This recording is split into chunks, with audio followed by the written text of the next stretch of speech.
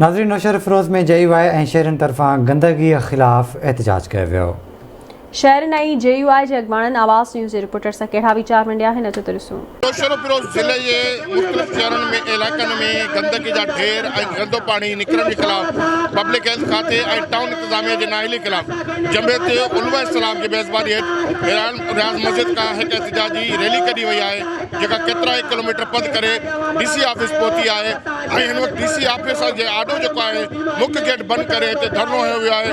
हिन धरने में पाकिस्तान मुस्लिम लीग, पीपल्स पार्टी शहीद भुट्टो, PSUP, PTS, मुख़्तलिफ़ सियासी समाजी धुरनि जे अॻवाननि ऐं शहरियुनि सिविल सोसाइटी जे माण्हुनि शिरकत कई आहे।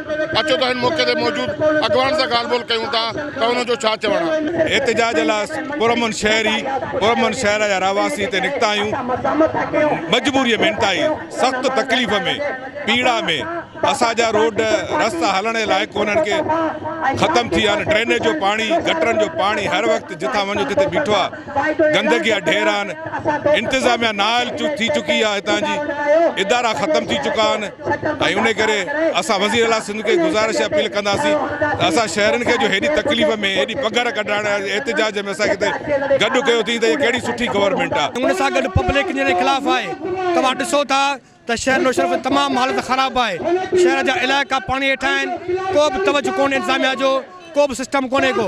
असां मुतालबो था कयूं त TMO खे हटायो ऐं इंजीनियर पब्लिक खे हटायो, जे ईमानदार ऑफिसर मुक़ररु करे असांजे शहर खे साफ़ सुथरो बनाए वञे। सेवरेज जो पाणी उथो पियो आहे, नतीजे में माण्हुनि खे, नमाज़नि खे, शागिर्दनि खे ऐं आम वाटर माण्हुनि खे वॾी तकलीफ़ जो मुंहुं ॾिसणो पइजी थो वञे ऐं हर रोज़ आए ॾींहुं बीमारियूं मुंहुं कढनि थियूं, जंहिंजे नतीजे में माण्हुनि जी ज़िंदगी हिते अजीरन थी वई आहे। ऐं इन जो सबबु सूबाई गवर्नमेंट ई आहे, जंहिं टाउन में सियासी बुनियादनि ते टाउन में उहे माण्हू भर्ती कया जेके मुस्लिम हुया ऐं हू को बि कमु नथा कनि। ये सिविलियन ऑफिसर आहिनि, हे असांजो जेको पगारूं खणनि था, हू पंहिंजे पाण खे बालातर सम्झनि था त असां हिन आवाम खां बालातर आहियूं ऐं हिननि खे असां कंहिं बि क़िस्म जी का बि सहूलियत न ॾींदासीं। हितां ई गंदगी थी वई आहे, हर शहर जी घिटी रस्तो पाणीअ सां ॿुॾल आहे, मगर हितां जी इंतिज़ामिया ते का बि जू नथी उॾामे। असांजो ज़िलो नौशहर साहिबु सॼो ॿुॾे पधो। हिकु त जेको MP MN सभु दोस्त ॿई मथां पंहिंजो घर पधा भरनि।